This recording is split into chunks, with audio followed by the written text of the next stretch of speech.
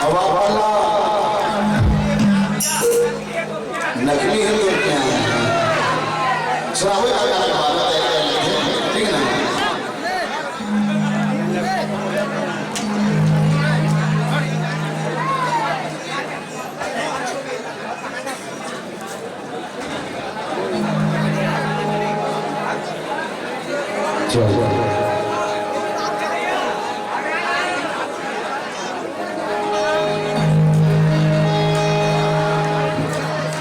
चलो सर बढ़िया लगी से कसम से बता भाई बोला बहुत सुंदर लगी इसके शांत देखे हो रहा कार्यक्रम बहुत आनंद आई से